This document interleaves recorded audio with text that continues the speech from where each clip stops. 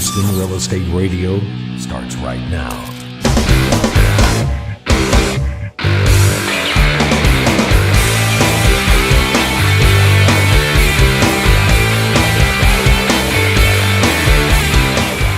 Welcome back. You're listening to Houston Real Estate Radio this Sunday afternoon. I'm Shannon Register, and I'm here in the studio, and I've got an author Skyping in with me. Since it is getting close to the holiday season, if you're looking for a book to give as a gift, you definitely want to hear about this one. I've got Andy Upchurch on the line. He's actually Skyping into the studio, and he is right here in the Houston area, and he's written a great book that has to do with housing. So we wanted to have him on the show. So welcome, Andy. Good morning. Glad to be here. So the title of the book is The Orleanders of San Leon. So I definitely want to know where that title come from, but let's give us an overview. What is the book about? The book is about, it's my experiences. I am a sailor and musician, and I was living aboard a sailboat in the Kemah area. And I had all these hilarious and wonderful adventures, both playing music and out on the water, sailing type of adventures. Uh-huh. And after about 5 years of this Jimmy Buffett existence, I decided maybe it was time even for me to move ashore and get a little bit more conventional. And I elected to buy some land and build a house all by myself with no experience. So the book is not about building houses, it's about how a musician tries to build a house and doesn't know what he's doing, and it's extremely funny. All right, very good. So tell us, I bet living on a houseboat was a lot of fun. Well, a sailboat actually. A sailboat, okay. Yes, I am a parrot head. I love Margaritaville and Jimmy Buffett and all that kind of stuff. And so you had no neighbors, which is nice. So you didn't own land. You just stayed on the boat. Just stayed on the boat. And how does that work? I mean, you don't pay property taxes. I'm guessing you have to pay if you want to dock somewhere, right? Yes. I had monthly fees to stay at the marina, which was just a couple of $100s. Okay. And I had all of my stuff from my house in a climate-controlled storage, and I just considered that as part of the cost of living this lifestyle. Mm-hmm. Things I didn't want to get rid of, like books and music. Right. Furniture. So no yard to maintain. No yard to maintain. Yeah, that was great. Nothing around the house to fix, but you had to fix things on the boat, I'm sure.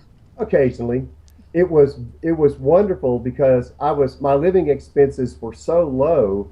I was able to save money hand over fist. And wow. I just loved it. Even though I worked in downtown Houston and had to show up in a coat and tie, I was able to pull that off with nary a wrinkle. I can imagine. And you've got some stories in the book that are interesting about different things that happen when you live on the water all the time. Yes, there's some funny. I also have a jet ski, and there's some funny adventures I took on the jet ski. Like one of them is I rode the jet ski from Kemah, Texas, to Lake Charles, Louisiana. Ah, okay. That's a trek. Yeah, it's a trek. And it's a very funny and I would think interesting story to somebody who has never done something like that. Mm-hmm.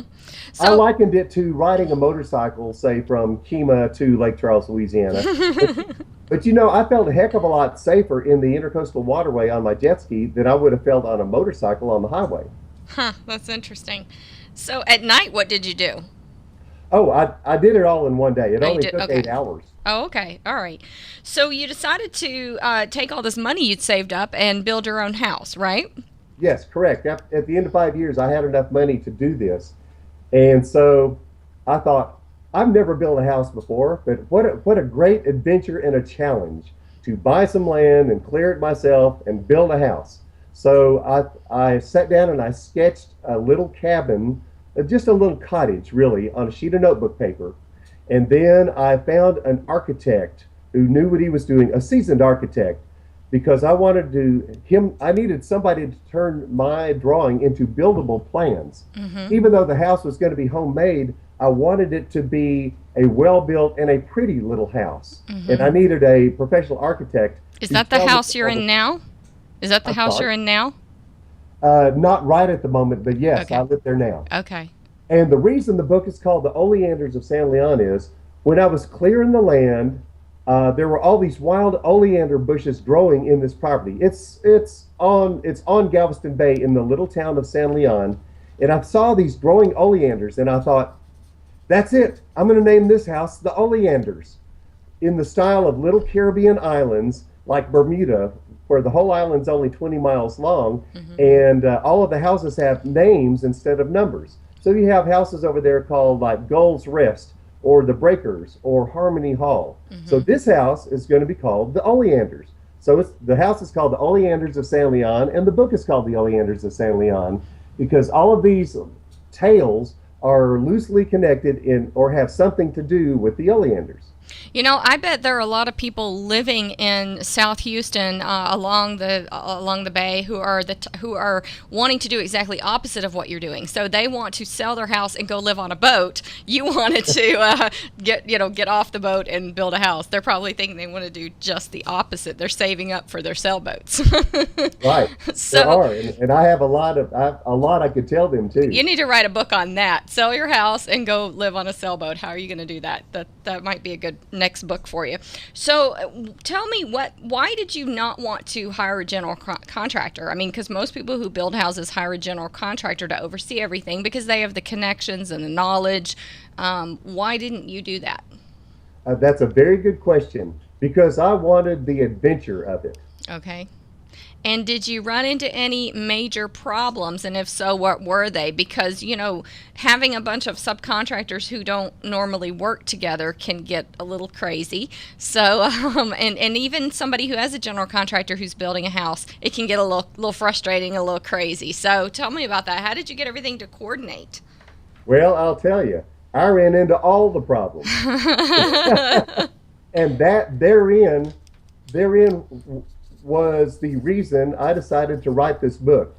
I found myself faced with all these impossible situations. I had not the faintest idea of what to do about building this, or lining that up, or installing this, or everything was a problem. Everything was a question.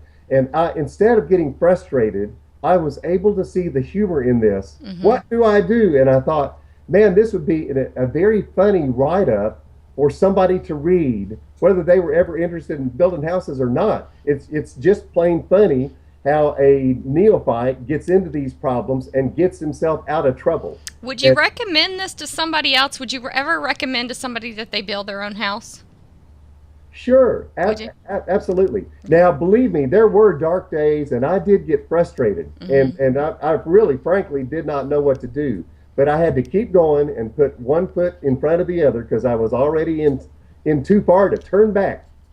So I think if somebody else wants the adventure and just wants to have a goal of building a house all by themselves, sure, they can do it. I even know a woman, she's in her early 70s now, who built her own house, who I met after my book came out. Yeah, it's doable. If I can do it as a musician that's never done one before, anyone could do it. You could do it. Oh, I know. I have no doubt I could do it. But I've got a lot of experience with homes, too. So now, what about inspections? Did you have the home inspected periodically to make sure everything was being done right? Yes, I had to do that as a requirement of Galveston County, the county that the house is in. Sure, okay. I had to do all that. All right, and did you think that you saved money going the route that you did, or did you make so many mistakes you would have been better off just by, getting a general contractor on board? No question I saved money. Okay. When I got a construction loan to build the house, in addition to the funds I'd saved up, and then when it converted over to a regular mortgage when I was done, my house payment is less than most car payments. It's less than half of most car payments. How long did it take you to build the house?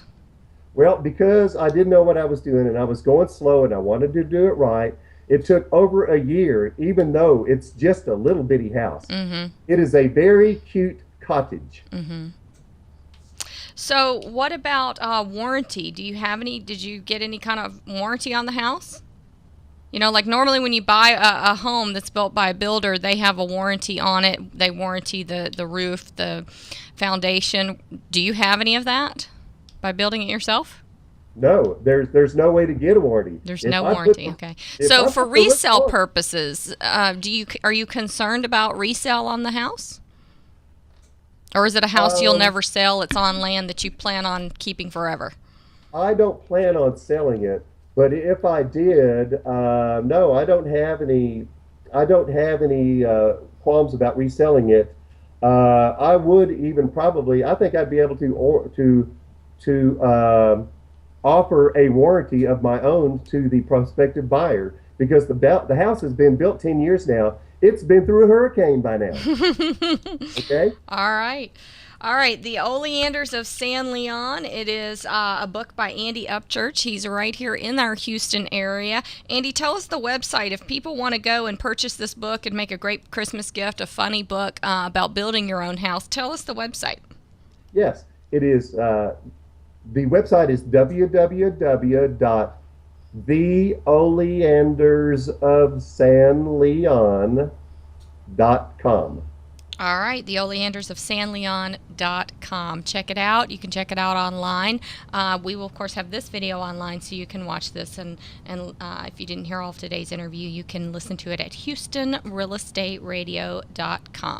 We'll be right back. Thanks, Andy. Thank you.